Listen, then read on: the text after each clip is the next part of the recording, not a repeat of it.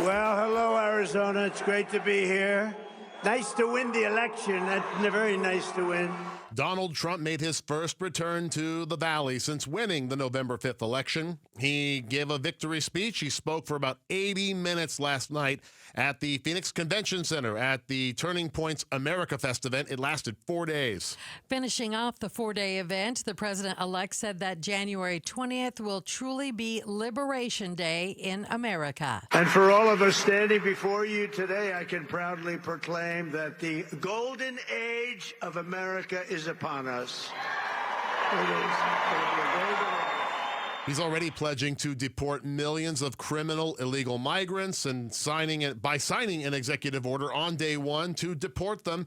And Trump is saying that he wants to stop the spread of fentanyl and other illegal activity across the borders with Mexico and Canada. He's talking about both countries, not just trying to blame one or the other. And these are big talking points for him and, of course, for his constituents who packed that convention center last night. Right. Basically, he's saying if they do not stop or do more to stop the flow of both smuggled people and drugs across our border, then that's when the tariffs will be enacted. Yeah. So he's putting the ball in their court, basically. And he also expressed his goal to help resolve the Russia-Ukraine war, and that Russia's president, Vladimir Putin, wants to speak with him when he's sworn in on January 20th. Probably not speaking to him that day, but after he is sworn in. And he says that war should have never happened if he were president. Yeah, he was saying that all along, we're coming back to this point that he's been saying since he's been out of office. The war is it'll be 2 years old, I think, in February. It's cost hundreds of thousands of lives. It's pitted neighbors against each other, and it's been brutal. And it seems like there's been no end in sight. But let's see if future President Trump will do anything about it. Then he mentioned the name of Karen Taylor Robson. You may remember her from 2 years ago.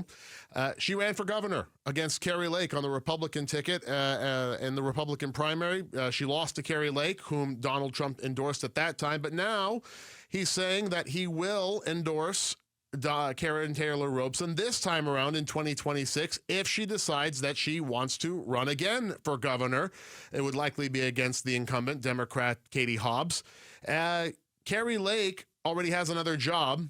She's slated to be the head of Voice of America, which is the American government broadcast provider overseas. So their message is the American agenda to foreign countries. Kari Lake has been slated to lead that after Donald Trump endorsed her for governor and for Senate.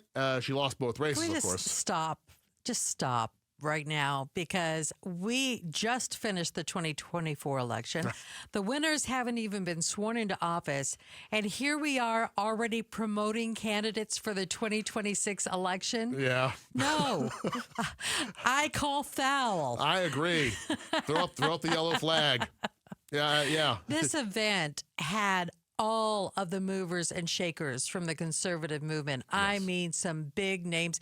Even Valley resident actor Rob Schneider was one of the keynote speakers, who is a big supporter of Donald Trump. Trump-arino. And a very outspoken yes. Trump fan. And Texas Senator Ted Cruz, he has butted heads with Donald Trump in the past, but he also briefly shared the stage with the president-elect last night. Cruz pledged his support for Trump and his agenda, saying, "We're going to bring back jobs, lower prices, protect American families, put criminals in jail." And he said, "We're going to keep our kids safe, and we're going to end foreign wars with victory." So interesting to see. It really was a rally, because people that, were really not too friendly with each other, even though they were calling themselves conservative Republicans, actually, got up on stage and did a little bit of kumbayaing last night. They all came together as a party, just to mend fences, because, it's the usual. It's the political jabs during the primary season and even before that. And then after everything is said and done, when the dust clears, then, like you said, kumbaya. And here's the ironic thing. I know you'll remember this, Jayme. 8 years ago, when Trump and Cruz ran against each other for president, and when Donald Trump really started calling a bunch of names, Trump accused Cruz's father of helping Lee Harvey Oswald to assassinate President Kennedy. And now they're friends again. You know, Wow. It's there's nothing worse as a kid to insult somebody's mother or father. Right. And right. that's what was going on 8 years ago. And now all is well. Politics makes strange bedfellows. It certainly does. Thanks for watching Arizona's Morning News. Click to watch more from KTAR News and hit the button in the middle to subscribe.